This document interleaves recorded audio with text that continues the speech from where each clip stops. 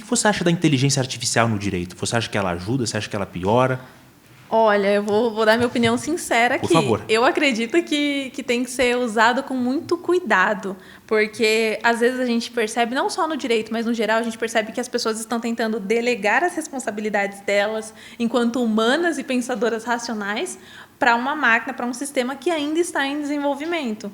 Então, é muito importante que ferramentas como a inteligência artificial, ChatGPT ou coisas nesse sentido, sejam utilizadas para complementar o seu conhecimento ou, às vezes, para te apresentar uma informação ali que você ainda não tinha tido acesso, mas com muita cautela. Não é sobre sentar ali na frente do computador e falar, elabora aí uma petição para mim, um habeas corpus, uma coisa que envolve a liberdade de outra pessoa, que envolve a vida de outra pessoa. É muito mais natural e espontâneo do que, né, metódico, como o ChatGPT, por exemplo. Exatamente. Né? O ChatGPT é algo muito mais artificial do que os direitos de uma pessoa, né? Com certeza, são várias nuances. Eu falei recentemente eu fiz uma live com o Dr. Christian e a gente estava conversando sobre falsas acusações de crime sexual. E eu tive um cliente que ele foi falsamente acusado, então ele sofreu tudo o que uma pessoa poderia sofrer enquanto estava sendo acusado de um crime sexual.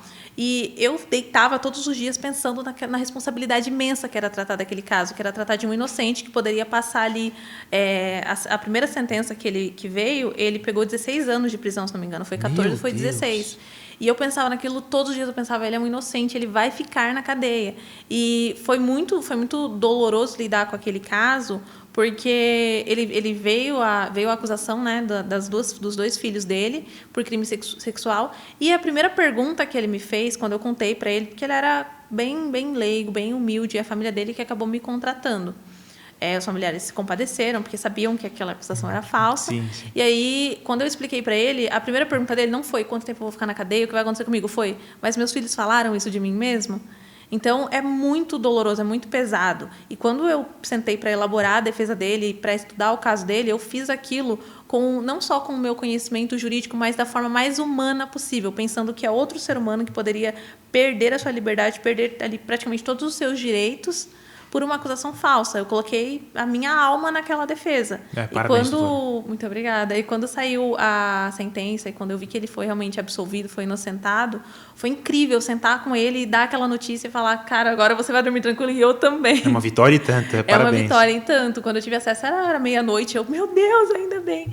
E voltando agora à questão da inteligência artificial, uma máquina jamais poderia fazer isso. A inteligência artificial jamais poderia entender a complexidade desse caso. É questão emocional, né? Exatamente. Uma máquina não sente, né? Como Exatamente. A gente sente comovido nesse caso, né? Sim, com certeza. E advogados, eles têm que ser técnicos, eu não discordo disso, mas eu acredito sim que em determinadas situações muito específicas, o emocional ele pode até mesmo te ajudar, como foi nesse caso. E eu acredito firmemente que delegar essa responsabilidade tão grande para a inteligência artificial e falar coisas como elabora uma defesa aí para mim, faz tal peça processual aí para mim, eu diria que é até uma certa irresponsabilidade, digamos assim. Não criticando quem faça isso, mas eu chamaria uma atenção nesse sentido porque nós passamos 5 anos na faculdade de Direito, nós nos especializamos, nós estudamos pra caramba o tempo inteiro, e é justamente para poder apresentar uma defesa técnica, uma defesa digna. E quando a gente abre mão de tudo isso e dá para uma máquina o poder de fazer tudo isso para a gente, eu diria que até é um pouco absurdo.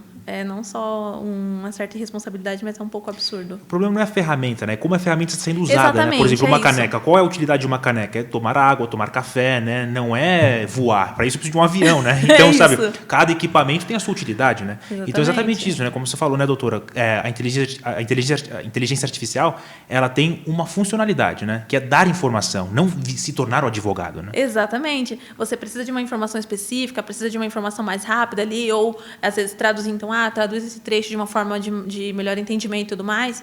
Ok, é palpável, é utilizável, mas você delegar toda a sua função de advogado para uma máquina, copiar e colar para o juiz ler, você ignora completamente as diversas nuances do caso, os diversos processo pontos. Pessoal, aquele processo emocional. Tudo, a confiança que o seu cliente depositou em você.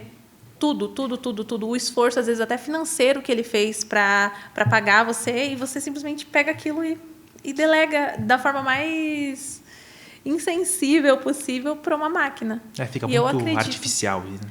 E eu acredito que superficial, ponto. Isso, né? Superficial. Eu acredito que a inteligência artificial ela pode sim ajudar e ela ajuda muito, eu não tenho dúvida. Eu utilizo o ChatGPT, por exemplo, em diversas funções, até mesmo para gerenciar meu escritório. Mas quando é preciso que a Bianca advogada entre em ação, a Bianca advogada vai entrar em ação. Não vai ser uma máquina, não vai ser qualquer outra coisa. Vai ser eu ali estudando e trabalhando para apresentar a melhor defesa possível para o caso e para aquele cliente. E você que mencionou seu escritório, o escritório é seu ou você trabalha para algum escritório? Não, é o meu escritório. Ai, parabéns. Muito obrigada. E né, você que fala um pouco, né, do seu escritório, né, como você abriu o seu escritório, qual que é a sua missão principal, né? Fala um pouco sobre essa parte da sua vida. Meu escritório, ele é uma loucura e é o meu xodó ao mesmo tempo, porque ele surgiu junto com a internet. Então, eu saio da faculdade, eu falo, vou criar conteúdo para eu conseguir clientes ali e tudo mais. E eu começo a criar conteúdo e dá muito certo já desde primeira, eu emplaco já um viral atrás do outro. E aí surgem os clientes e aí surge o escritório. Então, a minha trajetória como advogada e minha trajetória na internet, ela é muito alinhadinha. Eu crio conteúdo, acredito que vai fazer 4 anos aproximadamente. Então, ela é muito alinhada. Eu me tornei advogada, eu me tornei criadora de conteúdo, abri meu escritório, é tudo como se fosse uma linha reta. Hoje em dia, cada um funcionando de forma completamente independente, mas ainda assim, todos interligados. Então, é muito legal. Eu já recebi oportunidades de fechar o meu escritório e trabalhar para outro escritório produzindo conteúdo. Então, a proposta foi, você vai vir trabalhar, você vai ser advogada aqui no escritório, e você também vai ter uma sala onde você vai poder criar conteúdo para o nosso escritório. Que legal, para o nosso escritório. Mas uma empresa midiática e uma empresa de direito também ao mesmo tempo. Isso, advocacia e mídia. Isso, essa era a ideia. Só que, para mim, eu entendo que não vale a pena, entende? O trabalho que eu faço na internet, ele me retorna não só com seguidores maravilhosos, com pessoas maravilhosas que eu tenho contato com oportunidades incríveis, mas também com clientes para o meu escritório, que é um projeto que eu tenho que é muito sério, que é a expansão da minha carreira. Então, a internet é um veículo, né, para chegar lá. Sim, com toda certeza. Então, quando alguém fala para você, a ideia é que você abra mão de tudo isso e trabalhe especificamente para mim, revertendo tudo que a sua imagem e tudo que o seu trabalho na internet faz para o meu escritório, então, para mim, não pareceu uma oportunidade muito viável. Sim. A internet é um meio de você conseguir, né, expandir, né, o direito, né, como você falou, universalizar, democratizar, né, tudo isso, né? E conseguir também trazer pessoas que passam por problemas que eu estou apresentando ali. Então, nessa oportunidade, eu acabaria funcionando mais como um funil, onde o conteúdo atrairia e os clientes seriam levados para o escritório. Eu achei muito interessante, mas ainda assim eu neguei a oportunidade. Preferi trabalhar por conta própria mesmo, continuar no meu escritório. Sim, né? Com a sua missão, a sua voz, né?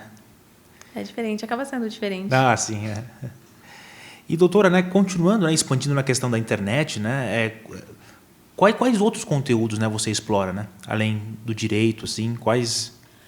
Então, o meu perfil na internet, ele é bem nichado. A ideia realmente era, no início, só trazer informações sobre o direito. Tanto é que os primeiros vídeos que eu gravava completamente sério. Então, tal e tal e tal coisa. Só que a internet é uma loucura. Então, as pessoas elas acabam tendo contato e elas vão tendo curiosidades, elas vão se identificando com uma coisa ou outra. Então, às vezes, em algum vídeo específico, eu fazia um comentário, eu fazia uma careta de, nossa, que absurdo, quando eu estava dando a informação. E aí as pessoas acabaram passando a se identificar e acabaram me seguindo, não só pela informação jurídica que eu trazia, que era a ideia inicial, mas também pela minha personalidade. Então, elas começaram a fazer pedidos. Traz mais coisas da sua vida pessoal, mas fala da sua época da faculdade, fala disso, fala daquilo, que não era uma ideia inicial. Eu, inclusive, falei sobre isso no Instagram esses dias. Geralmente, as pessoas elas querem começar na internet mostrando a vida delas, a rotina. Essa nunca foi a minha ideia. Nunca foi a minha ideia, oi, gente, eu comi tal coisa, eu fiz tal coisa. A minha ideia era trazer o conhecimento jurídico e pronto. Fechar a câmera ali, fechar o perfil só para isso. Só que trabalhar com a internet exige que você mostre também o seu lado humano, o que você faz, de fato, qual é a sua missão, do que você gosta, do que você não gosta. E eu senti isso como uma cobrança dos meus próprios seguidores. Então, traz tal coisa, por que você nunca fala de tal assunto? Fala da sua vida pessoal. Eu abria caixinhas de perguntas para falar, por exemplo, façam perguntas sobre direito. Aí vinha, você namora? Você estudou em que ano? Qual é essa faculdade? Então, eu comecei a mesclar um pouco e trazer não só o conteúdo jurídico, como uma coisa ou outra bem pontual da minha vida pessoal. Mas sempre me resguardando, porque por trabalhar com vítimas de stalkers, a gente nunca sabe como isso pode respingar na gente. Então, Não dá para eu ser uma criadora de conteúdo que vai abrir a câmera e falar, gente, eu estou aqui agora em tal lugar, quem quiser vir aqui ou tirar uma foto, alguma coisa. Sim, são coisas mais particulares, né? Isso. Então. Ou, eu gosto de frequentar esse lugar que é pertinho da minha casa. Não dá para eu fazer isso e é incrível que você conseguiu equilibrar isso aí, né? Um negócio sério com um negócio mais lúdico, né? É difícil de equilibrar. É bem difícil, porque vem uma certa cobrança. Então, tem quem tem um pensamento mais conservador e venha com, mas uma advogada se comportando de tal forma.